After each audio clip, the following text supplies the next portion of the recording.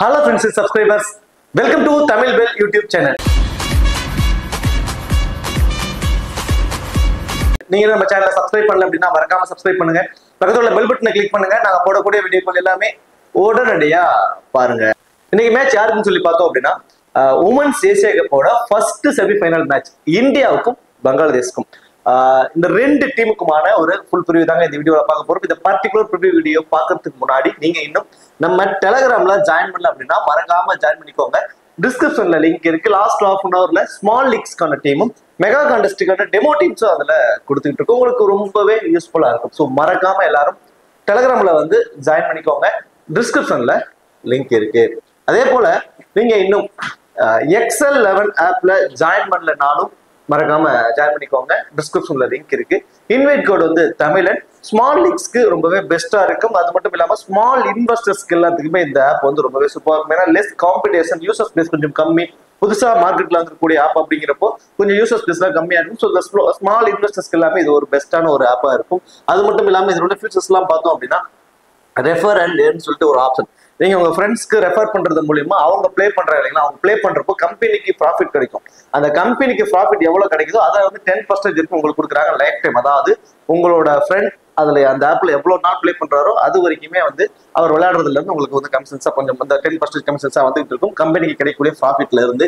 அது மட்டும் இல்லாம நீங்க பண்ணக்கூடிய டெபாசிட்க்கு ஜிஎஸ்டி சார்ஜஸ் அவங்க பிடிப்பதில்லை. நீங்க ஃபர்ஸ்ட் பண்ணக்கூடிய டெபாசிட்க்கு 100% போனஸஸும் தராங்க. அந்த போனஸஸும் நீங்க உங்களோட கான்டெஸ்ட்ல நீங்க ஒரு குறிப்பிட்ட பர்சன்டேஜ் வைஸ் நீங்க பயன்படுத்திக்கலாம். அது மட்டும் இல்லாம லோயஸ்ட் என்ட்ரி ஃபீஸ் அந்த less competition. So competition wise நம்ம ஆல்ரெடி சொன்ன மாதிரி கொஞ்சம் மார்க்கெட்டுக்கு புதுசாக வந்திருக்க ஆப் அப்படிங்கிறதுனால கொஞ்சம் கம்மியாகவும் இருக்கும். தென் இன்வெஸ்ட்மெண்ட் லீடர் போர்டு இதுல அனௌன்ஸ் பண்ணியிருக்காங்க. அதாவது 7th ஜூலைல இருந்து 4th ஆகஸ்ட் வரைக்கும் இன்வெஸ்ட்மெண்ட் லீடர் போர்டு வந்து இங்க அனௌன்ஸ் பண்ணியிருக்காங்க டிஎன்பிஎல்காக. ஸோ இதுல வந்து நீங்க ஃபர்ஸ்ட் வந்தீங்க அப்படின்னா ராயல் என்ஃபீல்ட்ல அண்டர் 350 வாங்கலாம். தென் அடுத்ததான் வந்து ஹோண்டாவில் வந்து பாத்தீங்கன்னா ஆக்டிவா 6G ஸ்கூட்டி வாங்கலாம். தென் அதே மாதிரி ஒரு 30 பிரைசஸ் வந்து கொடுக்குறாங்க. ஸோ கிட்டத்தட்ட ஐபோன், சாம்சங் இப்படி நிறைய பிரைசஸ் வந்து கொடுத்துருக்காங்க. ஸோ ட்ரை பண்ணி பாருங்க. டிஸ்கிரிப்ஷன்ல லிங்க் இருக்கு. இன்வைட் கோட் வந்து தமிழன். மேட்சை பொறுத்த வரைக்கும் 26 ஜூலை மதியம் 2 மணிக்கு இந்த மேட்ச் வந்து நடக்கும் போது மேட்சை பொறுத்த வரைக்கும் தம்புல்லாவில் தாங்க இந்த மேட்ச் வந்து நடக்குது. ஸோ இந்த தம்புல்லாவோட பிச் ரிப்போர்ட் அப்படின்னு சொல்லி பார்த்தோம் அப்படின்னா இங்கே வந்து கொஞ்சம் பேட்டிங்க்கு சப்போர்ட் பண்ணக்கூடிய ஒரு பிச் தான். ஸ்லைட்லி அப்பர் ஹேண்ட்னு சொல்ல முடியாது, ஒரு பியூர்லி அப்பர் ஹேண்ட் தான். ஏன்னா இது வரைக்கும் நடந்த ஏசியா கப்ல 8 முறை சாம்பியன்ஸ் வாங்கியிருக்கக்கூடிய ஒரு இந்தியா வந்து பங்களாதேஷ் கூட பிளே பண்றாங்க. ஹெட் ஹெட்லயுமே வந்து பாத்தீங்கன்னா பங்களாதேஷ் இந்த 2 முறை மட்டும் தான் வின் பண்ணிருக்காங்க இந்தியாவுக்கு எகென்ஸ்டா. ஏசியா கப் இல்ல ஓவராலாவே. ஸோ பியூர்லி அப்பர் ஹெட்னே சொல்லலாம் இந்தியா. அது இல்லாம இந்த வெலுல இந்தியா நல்லா ஒரு ஹை ஸ்கோரிங்கா தான் அடிச்சுக்கிட்டு இருக்காங்க. ஸோ நல்லா விக்கெட் டேக்கிங் ஆப்ஷன் இருக்காங்க இந்தியன் பவுலர்ஸ்ல இருந்து. இந்த கிரவுண்டை பொறுத்த வரைக்கும் பேட்டிங்க்கு பியூரா சப்போர்ட் பண்ணும். அது ஒரு பக்கம் இருந்தாலுமே உமன்ஸ் மேட்ச் அப்படின்னாவே பியூர்லி வந்து ஸ்பின்னர்ஸ் வந்து பயங்கரமா டாமினேட் பண்ணுவாங்க. ஸோ ஸ்பின்னர்ஸ் அதிகப்படியான விக்கெட்ஸ் எடுப்பதற்கான பாசிபிலிட்டிஸ் தாங்க ரொம்ப அதிகம் இந்த பர்டிகுலர் மேட்சை பொறுத்த வரைக்கும். அடுத்ததான் வெனு ரெக்கார்டை பொறுத்த வரைக்கும் மொத்தம் 11 மேட்ச் இங்க நடந்திருக்கு. ஸோ அதுல பேட்டிங் ஃபர்ஸ்ட் பண்ண டீம்னாலும் பேட்டிங் அதாவது சேஸ் பண்ண டீம் தாங்க மெஜாரிட்டியான மேட்சஸ் வந்து வின் பண்ணிருக்காங்க. ஆவரேஜான ஸ்கோர் 132 அப்படின்னு இருந்தாலுமே ஒரு இந்தியா ஃபர்ஸ்ட் பேட்டிங் பண்ணாங்கன்னா ஒரு 160 ரன்ஸ் வரைக்கும் அடிப்பதற்கான பாசிபிலிட்டிஸ் வந்து ரொம்ப அதிகம் இந்த பர்டிகுலர் வெனுவை பொறுத்த வரைக்கும். ஹெட் ஹெட்ல ஆல்ரெடி நம்ம சொன்ன மாதிரி 13 மேட்ச் வந்து பிளே பண்ணிருக்காங்க. அதுல 11 மேட்ச் வந்து இந்தியாவும் 2 மேட்ச் தான் வந்து பங்களாதேஷும். ஸோ பியூர்லி அப்பர் ஹெட் வந்து பாத்தீங்கன்னா இந்தியன் உமன்ஸ் தான். 2 டீமோட ஒரு பாசிபிளான பிளேயிங் லெவன் பார்த்தோம் அப்படின்னா சஃபாலி வர்மா அண்ட் ஸ்மிருதி மந்தனா 2 பேர் வந்து இன்னிங்ஸ் ஓபன் பண்ண போறாங்க. அது அடுத்ததா ஹேம்லதா, ஹர்மன்பிரீத் கவுர் இந்தியன் டீமோட கேப்டன், அடுத்ததா ஜெமிமா ரோட்ரிக்ஸ், ரிச்சா கோஸ் விக்கெட் கீப்பர், தென் தீப்தி சர்மா, பூஜா வஸ்ட்ராகர், ராதா யாதவ், ரேணுகா சிங், தனுஷ் கன்வார். ஸோ இது வந்து பார்த்தோம் அப்படின்னா இந்தியன் உமன்ஸோட ஒரு பாசிபிளான பிளேயிங் லெவன். அடுத்ததான் வந்து பாத்தீங்கன்னா பங்களாதேஷ் உமன்ஸ். ஸோ பங்களாதேஷ் உமன்ஸை பொறுத்த வரைக்கும் திலாரா அக்தர், அடுத்ததான் முர்ஷிதா கதம் 2 பேரும் வந்து பார்த்தோம் அப்படின்னா இன்னிங்ஸ் ஓபன் பண்றாங்க. அது அடுத்ததான் Isma Tanuj, Nigar Sultan so captain and wicketkeeper, Rumana Ahmed, Ritu Moni, then அடுத்ததான் ரபாயா கான், ஷொர்னா அக்தர், ஜஹர்னா ஆலம், நகிதா அக்தர், தென் அடுத்ததான் வந்து பார்த்தீங்கன்னா சபிகு நைடா. ஸோ இது வந்து பார்த்தோம் அப்படின்னா பங்களாதேஷ் உமன்ஸோட ஒரு பாசிபிளான பிளேயிங் லெவன். சரி, ஓகே. இப்போ கிராண்ட் லீக்ஸ்ல நம்ம எந்த மாதிரி ஆப்ஷன்ஸ் பிளேயர்ஸ் சூஸ் பண்ணலாம், யார் எந்த மாதிரி ஆப்ஷன்ஸ்க்கு கரெக்டா இருப்பாங்க, டபுள் ஆப்ஷன்ஸ் இருக்கவங்க யாரு, ஒரு பிக் பண்ணக்கூடிய ஆப்ஷன். ஏன்னா இந்தியன் உமன்ஸ் வந்து பியூர்லி ஸ்ட்ராங்கான ஒரு டீம். அப்போ வந்து பங்களாதேஷ் உமன்ஸ்ல இருந்து யாரெல்லாம் ஃபேண்டசி டீம்ல வருவதற்கான சான்ஸ் இருக்குங்கிற மாதிரியான ஒரு ஆப்ஷன்ஸ்ல ஃபர்ஸ்ட் பார்த்துருவோம். ஸோ அதுக்கப்புறம் இந்தியன் டீம்ல இருந்து யாரெல்லாம் மேட்ச் பண்ணலாம் அப்படிங்கிற மாதிரி இப்போ பார்ப்போம். ஸோ ஃபர்ஸ்ட் பங்களாதேஷ் உமன்ஸ் இருக்கக்கூடியவங்கள டபுள் ஆப்ஷன் சைஸ் நம்ம பார்த்தோம் அப்படின்னா நிகர் சுல்தானா தாங்க. ஸோ டாப் 4 பேர்த்துல வந்து விக்கெட் கீப்பர் அண்ட் பேட்டிங்ல வந்து நல்ல ஃபார்ம்ல இருக்கக்கூடிய பிளேயர் நிகர் சுல்தானா. மீதி இருக்கக்கூடியவங்கள முர்ஷிதா கத்தம் தொடர்ந்து 2 மேட்சை வந்து பாத்தீங்கன்னா ஒரு 50 ரன்ஸ் வந்து அடிச்சாங்க. 2 மேட்சுமே வந்து பாத்தீங்கன்னா ஒரு அண்டர் டாக் டீம் கேட்டகரியில தான் அவங்க வந்து 50+ ரன் அடிச்சாங்க. பட் இந்தியாவுக்கு எகன்ஸ்டா அவங்களுக்கு வந்து ஒரு ரன்ஸ் வருமா அப்படின்னா அது மிகப்பெரிய ஒரு கொஸ்டின் மார்க் தான். வேற எந்த ஒரு எக்ஸ்ட்ரா அட்வான்டேஜஸுமே அவங்களுக்கு இல்லை. பர்சன்டேஜ் வைஸாவும் கொஞ்சம் அதிகமா இருக்காங்க. லாஸ்ட் 2 மேட்சா அவங்க 50 அடிச்சதுனால ஸோ பர்சன்டேஜ் வைஸாவும் கொஞ்சம் அதிகமா இருக்காங்க. ஸோ அவங்கள பொறுத்த வரைக்கும் வேற எந்த ஒரு எக்ஸ்ட்ரா அட்வான்டேஜஸும் இல்லாத மிகப்பெரிய ஒரு மைனஸ். என்னோட பாயிண்ட் ஆஃப் அவங்க வந்து ஒரு 15+ ரன்ஸ் வரைக்கும் அவங்க வருவதற்கான பாசிபிலிட்டிஸ் தான் கொஞ்சம் இருக்கும். ஸோ திலாரா அக்தர் வந்து பாத்தீங்கன்னா வெரி ஃபர்ஸ்ட் பால்ல இருந்தே அவர் அக்ரெசிவ் இன்டென்ட் காட்டுறாங்க. பட் விக்கெட் கீப்பர் ஆப்ஷன்ல இருந்தாலுமே விக்கெட் கீப்பர் பண்றது வந்து நிகர் சுல்தானா தான் விக்கெட் கீப்பர் பண்றாங்க. நீங்க வேணா முர்ஷிதா காத்தும் திலாரா அக்தர் 2 பேர்த்துல இருந்து யாரையாவது பிக் பண்ணணும்னு நினைச்சீங்கன்னா நீங்க அந்த இடத்துல திலாரா அக்தர் வேணா ட்ரை பண்ணி பார்க்கலாம். அவங்க ஒரு அக்ரெசிவ் இன்டென்ட்டோட ஆடுறாங்க. பவர் பிளே மேபி பயன்படுத்தலாம். அதர்வைஸ் என்னோட பாயிண்ட் ஆஃப் வியூல 2 பேர்த்துக்குமே நம்ம ஒரு 15 ரன்ஸ்குள்ள அவுட் ஆவதற்கான பாசிபிலிட்டிஸ் தான் இருக்கும். உமன்ஸ் டீமை பொறுத்த வரைக்கும் மினிமம் 25 ரன்ஸ்க்கு மேல அடிக்கிறவங்க தான் அந்த ஃபேண்டஸ் டீம்ல வருவதற்கான பாசிபிலிட்டிஸை பெறுவாங்க. அப்படிங்கிறப்ப இந்த 2 பேருக்குமே வேற எந்த எக்ஸ்ட்ரா அட்வான்டேஜும் இல்லை. விக்கெட் கீப்பிங்கும் வந்து பாத்தீங்கன்னா நிகர் சுல்தானா தான் பண்றாங்க. விக்கெட் கீப்பர் ஆப்ஷன்ல திலாரா அக்தர் இருந்தாலுமே விக்கெட் கீப்பர் வந்து நிகர் சுல்தானா தான் பண்றதுனால வேற எந்த எக்ஸ்ட்ரா அட்வான்டேஜஸும் அவங்களுக்கு இல்லாதது மிகப்பெரிய ஒரு மைனஸ். அதே மாதிரி இஸ்மாத் தனிஜிம். ஸோ இவங்களை வந்து பாத்தீங்கன்னா ஒரு ஃபர்ஸ்ட் மேட்ச் சம்திங் மட்டும் தான் ஆட வச்சாங்க டாப் ஆர்டர்ல. ஸோ அதுக்கப்புறம் அதுலயுமே வந்து யாரும் அவுட் ஆயிட்டாங்க. அதுக்கப்புறம் பெருசா அவங்களுக்கு ஆட வாய்ப்பு கிடைக்கல. ஒரு குவாலிட்டியான பிளேயர் தான். டொமஸ்டிக் லெவல்ல நிறைய ரன்ஸ் ஆடி இருக்காங்க. பட் இந்தியாவோட பவுலிங் லைனப்ஸ்ல வந்து அவங்களுக்கு ஒரு பெரிய ஸ்கோர் வருமானா மிகப்பெரிய ஒரு கொஸ்டின் மார்க் தான். அந்த ஃபேண்டசி டீம்ல வருவதற்கான வாய்ப்புள்ள அந்த 25 ரன்ஸ் அவங்க அடிப்பதற்கான பாசிபிலிட்டிஸ் ரொம்ப ரொம்ப கம்மி. இவங்கள்ட்ட நம்ம ஒரு 15 ரன்ஸ் வரைக்கும் அடிப்பதற்கான பாசிபிலிட்டிஸ் தான். ஸோ இவங்க எல்லாமே நமக்கு வேற எந்த டபுள் ஆப்ஷன் இல்லாதனால நம்ம ஒமிட் பண்றது ஒரு பெட்டர் ஆப்ஷனா தான் இருக்கும். நிகர் சுல்தானா பொறுத்த வரைக்கும் அந்த விக்கெட் கீப்பர் அப்படிங்கிற ஒரு ஆப்ஷன் இருக்கு. போத் இன்னிங்ஸ்லுமே இந்தியாவுக்கு அகேன்ஸ்டா நல்லாவும் பர்ஃபார்மன்ஸ் பண்ணிருக்காங்க. இந்தியாவுக்கு அகேன்ஸ்டா அவங்களோட ஆவரேஜ் 24 அப்படிங்கிறது இருக்கு. ஸோ 24ங்கிற ஆவரேஜ் இருக்கும்போது 24 ரன்ஸ் அவங்க சாலிடா அடிச்சிடுறாங்க மேட்சுக்கு மேட்ச் இந்தியாவுக்கு அகேன்ஸ்டா அப்படிங்கிற ஒரு கான்செப்ட் வச்சுக்குவோம். ஸோ வெறும் 20 ரன் அடிச்சிட்டா கூட அந்த விக்கெட் கீப்பர் அப்படிங்கிற ஒரு ஆப்ஷன்ஸை வச்சு அவங்க ஃபேண்டசி டீம்ல வருவதற்கான பாசிபிலிட்டிஸை வந்து அவங்க கொண்டு தர்றாங்க. அது மட்டும் இல்லாம நிகர் சுல்தானாவோட டவுன் செகண்ட் டவுன்ல வந்து ரிச் ஆஃபஸோட டவுன் வந்து பாத்தீங்கன்னா 5th டவுனுக்கு மேலதான் வருது. அப்படிங்கிறப்ப ஒரு 4th டவுனுக்கு அப்புறம் தான் வருது. அப்படிங்கிறப்போ கொஞ்சம் சேஃப். அப்படி பேட்டிங் ஆர்டர் வைஸ் பாக்குறப்ப கொஞ்சம் சேஃப் வந்து பாத்தீங்கன்னா நிகர் சுல்தானா பேட்டிங் ஆர்டர்ல கொஞ்சம் முன்னாடி வந்துடுறாங்க ரிச் ஆஃபஸை கம்பேர் பண்றப்ப. அப்படிங்கிறப்ப ஸ்லைட்லி சான்ஸ். அது மட்டும் இல்லாம மேபி இந்தியா ஃபர்ஸ்ட் பேட் பண்ண போறாங்கன்னா மஸ்ட் ட்ரை நிகர் சுல்தானாவுக்கு. ஏன்னா விக்கெட் கீப்பர்லேயே கேட்ச் அண்ட் சப்மிட் ரன் அவுட்ல பேட்டிங் பண்றதுக்கு முன்னாடி ஒரு 20+ ஃபேண்டசி பாயிண்ட்ஸ் ஈஸியா வந்துருவாங்க. தென் அதுக்கப்புறமேட்டுக்கு வந்து ஒரு 20 ரன் அடிச்சாங்கன்னா ஒரு 50+ ஃபேண்டசி பாயிண்ட்ஸ் வரைக்கும் வருவதற்கான பாசிபிலிட்டிஸ் வந்து அவங்க கொண்டு வந்துருவாங்க. அப்போ நிகர் சுல்தானா பேட்டிங் வந்து இந்தியா பண்ண போறாங்க அப்படின்னா ரொம்ப ரொம்ப இம்பார்ட்டன்ட், மஸ்ட் ட்ரை. இவங்க ஃபர்ஸ்ட் பேட் பண்ண போறாங்க அப்படின்னா 20 ரன்ஸ் வரைக்கும் அடிப்பாங்க. விக்கெட் கீப்பர் 1 or 2 கேச்சஸ் பிடிக்கலன்னா அவங்க ஃபேண்டஸ் டீம்ல வர மாட்டாங்க. செகண்டா பவுல் பண்றப்போ பை சான்ஸ் 1 or 2 கேச்சஸ் பிடிச்சிட்டாங்கன்னா ஃபேண்டஸ் டீம்ல வந்துருவாங்க. அப்போ ஃபர்ஸ்ட் பேட் பண்ண போறாங்க பங்களாதேஷ் உமன்ஸ்னா வேணா நீங்க ஒரு 50-50 ஆப்ஷன் கொண்டு போகலாம். எப்படினாலும் அவங்க 20 ரன்ஸ் வரைக்கும் அடிப்பதற்கான பாசிபிலிட்டிஸ் ரொம்ப அதிகம். இந்தியாவுக்கு அகேன்ஸ்டா ஒரு நல்ல ஆவரேஜும் வச்சிருக்காங்க. விக்கெட் கீப்பர் பண்ணக்கூடிய எக்ஸ்ட்ரா அட்வான்டேஜஸ் அவங்களுக்கு இருக்கக்கூடிய ஒரு பிளஸ். ருமானா அஹ்மத் ஒரு லெக் ஸ்பின்னர். ஸோ ஆல்ரெடியே வந்து பாத்தீங்கன்னா சைபுன் நகர், நகிதா அக்தர், ஷொர்னா அக்தர், ரபாயா கான் 4 ஸ்பின்னிங் டிபார்ட்மெண்ட் இருக்கு. தென் எக்ஸ்ட்ரா ஒரு ஸ்பின்னிங் டிபார்ட்மெண்ட்னா ருமானா அஹ்மத். ஸோ அவங்க வந்து பாத்தீங்கன்னா பெருசா நிறைய ஓவர்ஸ் போடுவாங்கன்னா ஒரு மிகப்பெரிய ஒரு கொஸ்டின் மார்க் தான். ருமானா அஹ்மத் வந்து பாத்தீங்கன்னா லெக் பிரேக் ஸ்பின்னர். இந்த டீமை பொறுத்த வரைக்கும் இந்தியன் டீமோட டாப் ஆர்டர்ஸ் எல்லாமே ரைட் ஹேண்டர்ஸா இருக்காங்க ஸ்மிருதி மந்தனாவை தவிர. ஸோ அதுக்கப்புறம் எடுத்துட்டா வெறும் ரைட் ஹேண்டர்ஸ் தான். இவங்க அதுக்கு தகுந்த மாதிரியே ஆம் பிரேக் பவுலர்ஸ் யாருமே இல்லை. நகிதா அக்தர், தென் அடுத்தது வந்து பாத்தீங்கன்னா சபிகுன் நகர். ஸோ இவங்க 2 பேருமே லெஃப்ட் ஆர்ம் ஆர்த்தடாக்ஸ். தென் அடுத்ததான் வந்து பாத்தீங்கன்னா ஷொர்னா அக்தர், ரபாயா கான், ருமானா அஹ்மத், இப்படி 3 பேருமே வந்து லெக் பிரேக் ஸ்பின்னர்ஸ். ஸோ குவாலிட்டியான பவுலிங் ஆப்ஷன்ஸ் வச்சிருக்காங்க, பவுலிங் யூனிட் வச்சிருக்காங்க இந்தியாவுக்கு ஸ்ட்ரகிள் கொடுக்கறதுக்காகவே. அந்த அளவுக்கு வந்து வெறும் ரைட் ஹேண்டர்ஸா இந்தியாவில் வச்சிருக்காங்க. அதனால இவங்க எல்லாமே லெக் பிரேக் லெஃப்ட் ஆர்ம் ஆர்த்தடாக்ஸாவே வச்சிருக்காங்க. ஸோ ருமானா அஹ்மத் வந்து நம்ம ஒரு 2 ஓவர் வரைக்கும் எதிர்பார்க்கலாம். ஸோ பேட்டிங்ல வந்தாலும் கண்டிப்பா இவங்க நம்ம 15 ரன்ஸ் மேலதான் எதிர்பார்க்கலாம். அந்த அளவுக்கு ரொம்ப நாளா விளையாடக்கூடிய ஒரு எக்ஸ்பீரியன்ஸ் பிளேயர் தான். டொமஸ்டிக் லெவல்ல நல்லாவே பர்ஃபார்மன்ஸ் பண்ணிருக்காங்க. ஸோ அதெல்லாம் ஒரு பக்கம் பார்த்தோம்னா ஒரு லெக் பிரேக் ஸ்பின்னர். ஆனா கண்டிப்பா 4 ஓவர் அவங்க பவுல் பண்ண மாட்டாங்க. இந்த டீமை பொறுத்த வரைக்கும் 4 ஓவர் பவுல் பண்ணக்கூடிய ஆப்ஷன் ரபாயா கான், ஸோ அவங்க 4 ஓவர் போல் பண்ணிடுவாங்க. தென் நகிதா அக்தர் அவங்க 4 ஓவர் போல் பண்ணிடுவாங்க. தென் அடுத்ததான் வந்து பாத்தீங்கன்னா சபிகுன் நாகர், இந்த 3 பேரும் தான் அவங்களோட 4 ஓவரை வந்து கம்ப்ளீட் பண்ணுவாங்க. ஜகர்னா ஆலமை பொறுத்த வரைக்கும் minimum 2 over, maximum 3 over, minimum 2 over அந்த மாதிரியான ஆப்ஷன் தான். அதுவும் பவர் பிளேலேயே போல் பண்ணிடுவாங்க. அதுக்கப்புறம் டெத் ஓவர்ஸ்க்கு அவங்க ஓவர் கொடுப்பாங்களான்னா அது மிகப்பெரிய ஒரு கொஸ்டின் மார்க் தான். சொர்ணா அக்தர் அதே மாதிரி பாத்தீங்கன்னா minimum 3 over, maximum 4 over, so minimum 3 over வந்து அவங்க போல் பண்ணிடுவாங்க. பேட்டிங்ல வந்தாலும் குயிக் ஃபயர் நாக் ஆடுவாங்க. பட் அவங்களோட டவுன் வந்து பாத்தீங்கன்னா கீழே இருக்கு. ஃபர்ஸ்ட் பேட் பண்ண போறாங்கன்னா மேபி இவங்களுக்கு பேட்டிங்ல வந்து ஒரு 10 ரன்ஸ் வரைக்கும் அடிப்பதற்கான ஒரு வாய்ப்பு வரும். தென் செகண்டா வந்து 3 ஓவர் வரைக்கும் போல் பண்றப்போ ஒரு அன்எக்ஸ்பெக்டடான விக்கெட் அப்படின்னா ஃபேண்டஸ்டிக்ல வருவதற்கான சான்சஸ் இருக்கும். அப்போ சொர்ணா அக்தர், ரபாயா கான், அதன் அடுத்ததான் ரூமானா அகமது, இந்த 3 பேருமே வந்து பாத்தீங்கன்னா லெக் பிரேக் ஸ்பின்னர்ஸ். தென் பேட்டிங்லயுமே கான்ட்ரிபியூட் பண்ணக்கூடியவங்க. ரூமானா அகமதும் மினிமம் 10ல இருந்து ஒரு 15 ரன்ஸ் வரைக்கும் கன்ஃபார்மா அடிப்பாங்க. பேட்டிங் ஃபர்ஸ்ட் பண்றாங்கன்னா 15ல இருந்து 20 ரன்ஸ் வரைக்கும் கூட அடிப்பதற்கான பாசிபிலிட்டிஸ் வந்து ரூமானா அகமதுக்கு இருக்கு. தென் பவுலும் 2 ஓவர் போல் பண்றது அவங்களுக்கு இருக்கக்கூடிய ஒரு எக்ஸ்ட்ரா அட்வான்டேஜ். அதே மாதிரி ரபாயா கான் அவங்களோட 4 ஓவருமே போல் பண்றாங்க. இந்தியா அகேன்ஸ்டா நல்லாவே பர்ஃபார்மன்ஸ் பண்ணிருக்காங்க. இந்தியா பங்களாதேஷ் போயிருந்தப்போ கிட்டத்தட்ட வந்து பாத்தீங்கன்னா ஒரு 5 மேட்ச் விளையாடுறாங்கன்னா அதுல 2-3 மேட்ச் வரைக்குமே இவங்க கேப்டனா கூட வந்திருக்காங்க ட்ரீம் டீமுக்கு. தென் வைஸ் கேப்டனாவும் வந்திருக்காங்க. அந்த அளவுக்கு ஒரு குவாலிட்டி பெர்ஃபார்மன்ஸ் வந்து பண்ணாங்க ரபாயா கான். பேட்டிங்ல வந்து கான்ட்ரிபியூட் பண்ணாங்க. தென் பவுல்லையும் விக்கெட்ஸ் எடுத்துட்டு இருந்தாங்க. ஸோ ஃபர்ஸ்ட் பவுல் பண்ண போறாங்கன்னா ரபாயா கான் ரொம்ப ரொம்ப ரொம்ப இம்பார்ட்டன்ட் பிக்கா இருப்பாங்க. பேட்டிங்லயும் வந்து ஒரு 15 ரன்ஸ் வரைக்கும் அடிப்பாங்க. தென் பவுலும் 4 ஓவர் பவுல் பண்றது அவங்களுக்கு இருக்கக்கூடிய ஒரு எக்ஸ்ட்ரா அட்வான்டேஜஸா இருக்கு.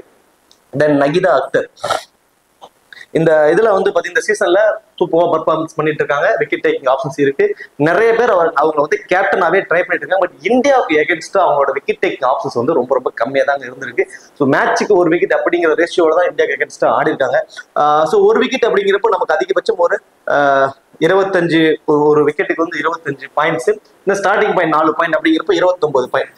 அன்எக்ஸ்பெக்டடா அது எல்பிடபிள்யூவோ அல்லது பவுல்டாவோ கிடைச்சிருச்சுன்னா மேலும் ஒரு 8 பாயிண்ட் கிடைக்கும். ஒரு கிட்டத்தட்ட ஒரு 37 பாயிண்ட்ஸ் வரைக்கும் வருவதற்கான பாசிபிலிட்டிஸ் தான் அதிகபட்சமே இருக்கும் நகிதா அக்தருக்கு. ஸோ மற்றபடி ரபாயா கான் எடுத்துட்டீங்கன்னா அவங்க ஒரு விக்கெட் எடுக்கிறாங்கன்னா பேட்டிங்ல வந்து கான்ட்ரிபியூட் பண்ணக்கூடியவங்க. ஸோ பேட்டிங் வந்து கான்ட்ரிபியூட் பண்றப்ப அவங்களோட பாயிண்ட் 40 பாயிண்ட்ஸ் வரைக்கும் மேல கூட போயிடும்.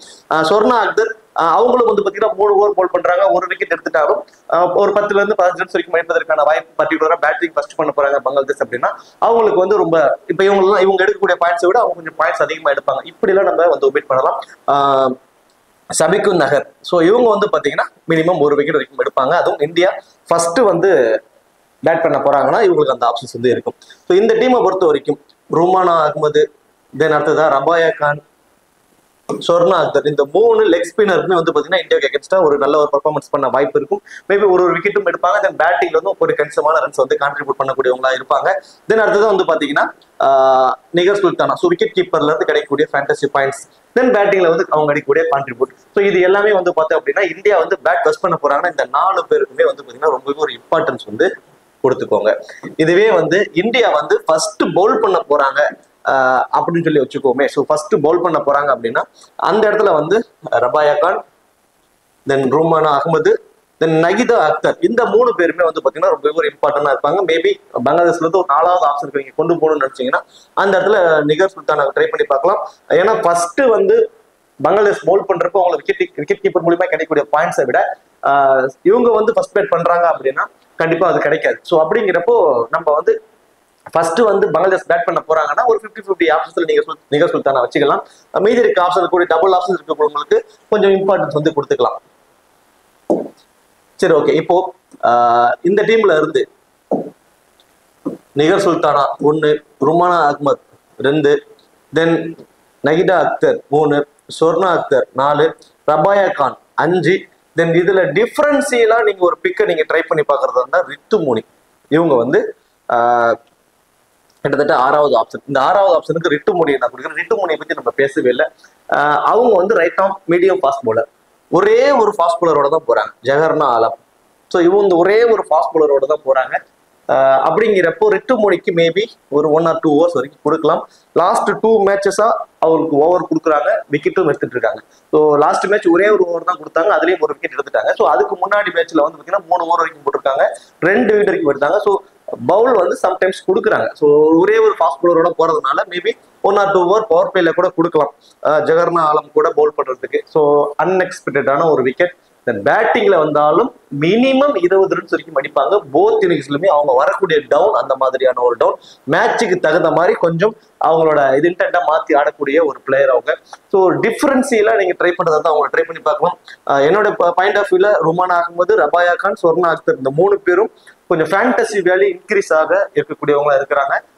பேட்டிங்லையும் சரி பவுலிங்கும் சரி நல்ல ஒரு கான்ட்ரிபியூட் பண்ணக்கூடியவங்களா இருக்காங்க. தென் ஃபர்ஸ்ட் வந்து பவுல் பண்ண போறாங்கன்னா நிகர் சுல்தானாவுக்கு இம்பார்ட்டன்ட். அதே மாதிரி ஃபர்ஸ்ட் பேட் பண்ண போறாங்கன்னா நஹிடா அக்தருக்கு ஒரு இம்பார்ட்டன்ஸ் வந்து கொடுத்துக்கோங்க. அடுத்ததான் இந்தியா உமன்ஸ். ஸோ இந்தியா உமன்ஸை பொறுத்த வரைக்கும் ஃபர்ஸ்ட் பவுல் பண்ண போறாங்கன்னா நமக்கு ஒரு மாதிரி ஈஸியா இருக்கும். இந்த ஃபேண்டசி டீம்ஸை வந்து கிரியேட் பண்றதுக்கு ஒரு மாதிரி ஈஸியா இருக்கும். அதுவே ஃபர்ஸ்ட் பேட் பண்ண போறாங்க அப்படின்னா ரொம்பவே குருஷியலா இருக்கும். என்ன காரணம் அப்படின்னா ஃபர்ஸ்ட் பேட் பண்றப்போ ஸ்மிருதி மந்தனா வந்து நம்ம எப்பவுமே சொல்ற மாதிரி தான் பேட்டிங் ஃபர்ஸ்ட் பண்றப்போ 10ல் 8 மேட்ச் அவங்க வந்து பாத்தீங்கன்னா ரீசெண்டா கடைசி அவங்களோட 10 மேட்ச்ல வந்து பாத்தீங்கன்னா 8 மேட்ச் அவங்க ஃபேண்டசி டீம்லயே வரல. அந்த அளவுக்கு ஒரு புவர் பெர்ஃபார்மன்ஸ் பேட்டிங் ஃபர்ஸ்ட் பண்றப்போ ஸ்மிருதி மந்தனா கூட இருந்து இருக்கு. அதுவே சேஸ் பண்ண போறாங்க அப்படின்னா 10ல் 9 மேட்ச் அவங்க ஃபேண்டசி டீம்ல வந்திருக்காங்க. ஸோ சேசிங் கிங் இன் உமன்ஸ் அப்படின்னா நம்ம மந்தனா வந்து சொல்லலாம். ஸோ அந்த அளவுக்கு சேசிங்ல சூப்பர் பர்ஃபார்மன்ஸ் பண்ணிட்டு இருக்காங்க. அது அப்படியே ஆப்போசிட்டா சஃபாலி வருமா பேட்டிங் ஃபர்ஸ்ட் பண்றப்போ 10ல் 7 மேட்ச் அவங்க ஃபேண்டசி டீம்ல வராங்க. பேட்டிங் செகண்ட் பண்றப்போ 10ல் 7 மேட்ச் வந்து பாத்தீங்கன்னா அவங்க ஃபேண்டசி டீம்லயே வர மாட்டேங்கிறாங்க. ஸோ இந்த மாதிரியான ஒரு ஆப்போசிட்ல 2 ஓப்பனர்ஸுமே இப்படி மாறி மாறி இருக்காங்க. ஸோ அதுல வந்து நம்ம ஏன்னா 2 பேருமே ரீசெண்ட் டைம்ஸ்ல எல்லா மேட்சஸுமே ஃபேண்டசி டீமுக்குள்ள வந்துடுறாங்க. அதுக்கான ரீசன் ஃபீல்டிங் பொசிஷன். சஃபாலி வரப்போ மேட்சுக்கு மேட்ச் 1 or 2 கேட்சஸ் பிடிச்சிடுறாங்க. ஸோ அதுல ஒரு 8 பாயிண்ட் கிடைச்சிருது. ஸோ ஸ்டார்டிங் பாயிண்ட் ஒரு 4 பாயிண்ட், இதுலயே ஒரு 12 பாயிண்ட் கிடைச்சிருது. அவங்க என்னதான் ஃபிளாப் ஆனாலுமே ஒரு பெரிய ஸ்கோர் அடிக்காம ஃபிளாப் ஆகுறாங்க. ஒரு 15 ரன்ஸ் வரைக்கும் அடிக்கிறாங்கன்னு வச்சுக்கோமே. சேஸ் பண்ண போறாங்க இந்தியா, ஒரு சஃபாலி வரைக்கும் ஒரு 15 ரன்ல அவுட் ஆயிடுறாங்க அப்படின்னா அந்த 15 ரன்னுக்கு சாலிடா 25 பாயிண்ட் ஃபேண்டசி பாயிண்ட்ஸ் வரைக்கும் கிடைச்சிடும். ஸோ ஏன்னா பவுண்டரிஸ்ல 1 or 2 பவுண்டரிஸ் அடிக்கிறாங்க. ஸ்ட்ரைக் ரேட்டு ஒரு 10 பாலுக்கு மேல போயிட்டாவே ஸ்ட்ரைக் ரேட் அதுக்கெல்லாம் பாயிண்ட்ஸ் கிடைக்கும். ஸோ ஒரு 25 ஃபேண்டசி பாயிண்ட்ஸ் ஸ்டார்டிங் இந்த ஆல்ரெடி 12 பாயிண்ட் கேட்ச் பிடிச்சி ஒரு 12 பாயிண்ட் இருக்கு. ஸோ கிட்டத்தட்ட அவங்களுக்கு நம்ம ஒரு 40 பாயிண்ட்ஸ் வரைக்கும் நியர்லி 40 பாயிண்ட்ஸ் வரைக்கும் அவங்க வந்துடுறாங்க. ஸோ இப்போ எக்ஸாம்பிளுக்கு நம்ம ஒரு பிக் பண்ணக்கூடிய ஒரு பங்களாதேஷ் பிளேயர் வந்து 40 பாயிண்ட்ஸ் எடுக்கலன்னா இவங்க ஃபேண்டஸ்டிக்ல வந்துடுறாங்க. ஸோ இந்த மாதிரி ஆப்போசிட் டீம் வந்து பாத்தீங்கன்னா ஒரு ஸ்ட்ராங்கான டீம் இருக்கிற பட்சத்துல சஃபாலி வர்மாக்கான ஃபேண்டசி வேல்யூ வந்து கம்மியாகும். இது அண்டர்டாக் டீம் கேட்டகரி மாதிரி தான். இப்போ இந்தியாவை கம்பேர் பண்றப்போ பங்களாதேஷ் வந்து ஒரு அண்டர்டாக் டீம் கேட்டகரி தான். அப்படிங்கிறப்போ அவங்க நம்ம பிக் பண்ற சஃபாலி வர்மாவை பிக் பண்றதுக்கு பதிலாக நம்ம வேற யாராவது மாத்திருப்போம். ஸோ அந்த பவுலரோ அல்லது ஒரு பேட்ஸ்மேனோ ஒரு 40 பாயிண்ட்ஸ் எடுக்குதுன்னா இவங்க வெறும் 15 ரன் அடிச்சிருந்தா கூட சஃபாலி வர்மா ஃபேண்டசி டீம்ல வந்துடுறாங்க. பர்சன்டேஜஸும் அதிகமா இருக்கிறது மட்டும்தான் இப்போ மைனஸா இருக்கு. ஸோ அப்ப இந்தியா வந்து ஃபர்ஸ்ட் பேட் பண்ண போறாங்கன்னா அவங்களோட ஸ்மால் லீக்ஸை அறவே தவிர்த்துருங்க. ஸ்மால் லீக்ஸே போடாதீங்க. அதுவே வந்து இந்தியா வந்து ஃபர்ஸ்ட் பவுல் பண்ண போறாங்கன்னா ரொம்பவே சிம்பிள். நீங்க வந்து பண்ணலாம், என்ன பண்ணலாம் அப்படின்னா தனுஷ் கன்வார், ராதா யாதவ், பூஜா வஸ்ட்ரகர், தீப்தி சர்மா, தென் ரேணுகா சிங் இந்த 5 பவுலர்ஸ் மெயின் பவுலர்ஸுமே பிக் பண்ணிட்டு டாப் 3 பேருமே நம்ம வந்து பிக் பண்ணிக்கலாம். ஸோ இப்படி நம்ம 8 பிளேயர் வரைக்குமே வந்து இந்தியன் உமன்ஸ் வந்து கொண்டு போய்க்கலாம். இதுவே வந்து இந்தியா வந்து ஃபர்ஸ்ட் பேட் பண்ண போறாங்க அப்படின்னா எனி ஒன் சஃபாலி வர்மா, ஸ்மிருதி மந்தனா 2 பேர்த்துல இருந்து எனி ஒன் நம்ம பிக் பண்ணிக்கலாம். தென் ஏமல தான் லாஸ்ட் மேட்ச் வந்து பாத்தீங்கன்னா டாப் ஆர்டர் ப்ரொமோட் பண்ணாங்க. அதாவது இன்னிங்ஸ் ஓப்பன் பண்ண ப்ரொமோட் பண்ணாங்க. அவங்கள்ட்ட இருந்து ஒரு அந்த ஃபார்மை வந்து ரிட்டைன் பண்றதுக்கான ஒரு வாய்ப்பா அமைஞ்சது. பேட்டிங் வந்து நல்ல ஒரு கான்ட்ரிபியூட் பண்ணாங்க. இந்த மேட்ச் கண்டிப்பா அவங்களோட பேட்டிங்ல இருந்து வந்து 25 ரன்ஸ் வரைக்கும் அவங்கள்ட்ட வந்து எதிர்பார்க்கலாம். ஃபர்ஸ்ட் பேட் பண்ண போறாங்கன்னா ரொம்பவே வந்து உங்களுக்கு இம்பார்ட்டன்ஸ் வந்து கொடுத்துக்கோங்க. அதே மாதிரி ஹர்மன்பீட் கவுரும் பேட்டிங் ஃபர்ஸ்ட் பண்ண போறாங்கன்னா அவங்களுக்கு ரொம்ப இம்பார்ட்டன்ஸ் கொடுத்துக்கோங்க. பேட்டிங் செகண்ட் பண்ண போறாங்கன்னா மேபி அவங்களுக்கு பேட்டிங்கான வாய்ப்பு கிடைக்குமா அப்படிங்கிறதே ஒரு மிகப்பெரிய ஒரு கொஸ்டின் மார்க் தான்.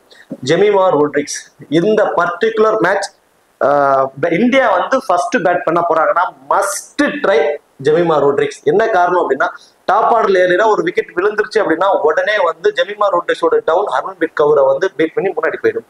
சப்போஸ் 2வது விக்கெட் விழுந்துச்சுன்னா ஹர்மன்பீட் கவுருக்கு முன்னாடியே ஜெமிமா ரோட்ரிக்ஸை வந்து அனுப்பி விட்டுருவாங்க. ஜெமிமா ரோட்ரிக்ஸ் பேட்ல இருந்து மினிமம் 25 மேக்ஸிமம் 40 ரன்ஸ் வரைக்கும் கூட அடிப்பதற்கான பாசிபிலிட்டிஸ் இருக்கும். இந்தியா பேட்டிங் ஃபர்ஸ்ட் பண்ண போறாங்க அப்படின்னா நீங்க ஜெமிமா ரோட்ரிக்ஸ் தான் இந்த மேட்ச் பிக் டிஃபரன்ஸில் பிக்கா இருப்பாரு. இந்தியா பேட்டிங் ஃபர்ஸ்ட் பண்ண போறாங்கன்னா நீங்க ஜெமிமா ரோட்ரிக்ஸ்க்கு உங்களோட கிராண்ட் லீக்ஸ்க்கு ரிஸ்கா வந்து ட்ரை பண்ணிக்கோங்க. ரிச்சா ஹோஸ் என்னோட பாயிண்ட் ஆஃப் வியூல இந்தியா வந்து ஃபர்ஸ்ட் பேட் பண்ண போறாங்கன்னா மஸ்ட் ட்ரை. ஃபர்ஸ்ட் பால் பண்ண போறாங்கன்னா விக்கெட் கீப்பர் மூலியமா கிடைக்கக்கூடிய அந்த ஃபேண்டசி பாயிண்ட்ஸ் அந்த 25 ஃபேண்டசி பாயிண்ட்ஸ் உங்களுக்கு கிடைச்சிருக்கும். கண்டிப்பா கிடைச்சிரும். 1 or 2 கேச்சஸ், அது ஸ்லாக் ஓவர்ஸ்ல இருந்து ரன் அவுட்ஸ், ஸ்டெம் பீட்ஸ், குவாலிட்டியான ஸ்பின்னர்ஸ் நம்மளுக்கு இருக்காங்க. தீப்தி சர்மா, ராதா யாதவ், தனுஷ் கன்வார் அப்படி குவாலிட்டியான ஸ்பின்னர்ஸ் இருக்காங்க. ஸோ 1 or 2 ஸ்டெம் பீட் கூட பண்றதுக்கு சான்சஸ் இருக்கும். அந்த விக்கெட் கீப்பர் மூலியமா கிடைக்கக்கூடிய ஃபேண்டசி பாயிண்ட்ஸை வச்சு அவங்க அந்த ஃபேண்டசி டீம்ல வருவதற்கான பாசிபிலிட்டிஸ் வந்து கொண்டு வந்துருவாங்க ரிச்சா ஹோஸ். அதுலயும் பேட்டிங் வந்து ஃபர்ஸ்ட் பண்ண போறாங்கன்னா பேட்டிங்லயும் கடைசி 4 ஓவர் அவங்க ஆட விட்டுருவாங்க. யார் விக்கெட் விழுந்தாலும் கடைசி 4 ஓவர்னா ரிச்சா கோஸ் தான் அப்படிங்கிற மாதிரி ஆட வச்சிருவாங்க. அப்படிங்கிறப்போ கடைசி 4 ஓவர்ல வந்து ஒரு 25 ரன்ஸ் வரைக்கும் அவங்க குயிக்கா ஆடிடுவாங்க.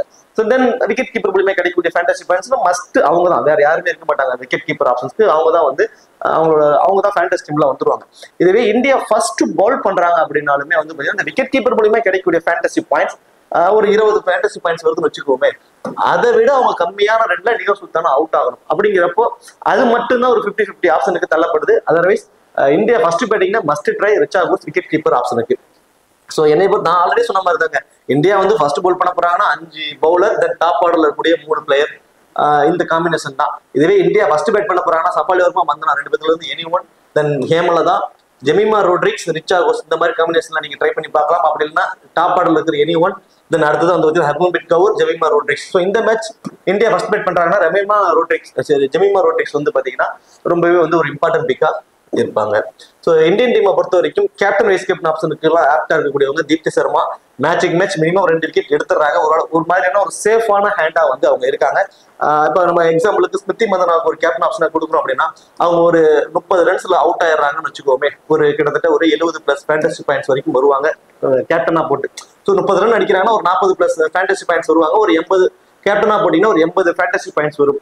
இதுவே தீப்தி சர்மா வந்து ஒரு 2 விக்கெட் எடுத்துட்டாங்கன்னாவே கிட்டத்தட்ட 60+ ஃபேண்டசி பாயிண்ட்ஸ் வரைக்கும் வந்துருவாங்க. அப்படிங்கிறப்ப கேப்டனா போறப்ப 120 பாயிண்ட்ஸ் வந்துடும். ஸோ மந்தனா விட 40 பாயிண்ட்ஸ் வந்து லீடிங்ல இருப்பாங்க. ஸோ இந்த மாதிரி ஆப்ஷன் சைஸ் உமன்ஸ் மேட்ச்ல வந்து யாருக்கு எதாவது ஆப்ஷன்ஸ் கிடைக்கும் அப்படிங்கிறதெல்லாம் பார்த்து போகணும். ஸோ அந்த இடத்துல தீப்தி சர்மா ஒரு சேஃபான ஒரு ஹேண்ட்.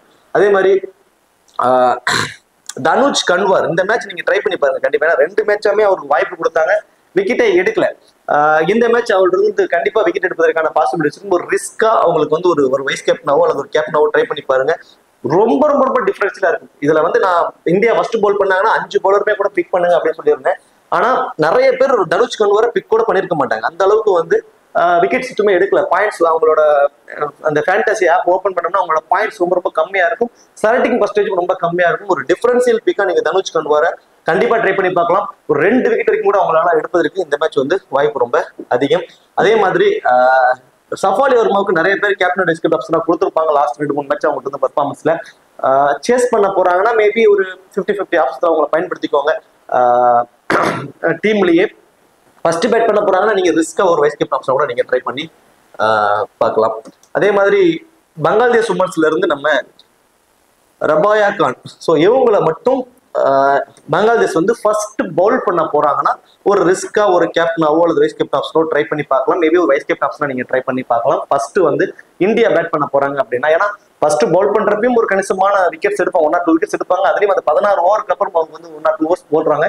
ஸோ ஒரு விக்கெட் 2 விக்கெட்டா கூட சம்டைம்ஸ் கிடைக்கலாம். தென் பேட்டிங்ல வந்து கான்ட்ரிபியூட் பண்றாங்க. ஒரு 15 ரன்ஸ் வரைக்கும் கான்ட்ரிபியூட் பண்ணக்கூடிய ஒரு player Rabeya Khan. So first bowl பண்ண போறாங்கன்னா ஒரு ரிஸ்கா ஒரு வைஸ் கேப்டன் ஆப்ஷனா ட்ரை பண்ணி பாருங்க. சரி, ஓகே. இப்போ இந்த வீடியோ உங்களுக்கு பிடிச்சிருக்குன்னு நினைக்கிறேன். இந்த வீடியோ உங்களுக்கு பிடிச்சிருச்சுன்னா மறக்காம வீடியோக்கு லைக் பண்ணி வீடியோ கொஞ்சம் சப்போர்ட் பண்ணுங்க. இந்த வீடியோ பத்திய கருத்துக்களை கமெண்ட் செக்ஷன்ல சொல்லிடுங்க. தேங்க்யூ.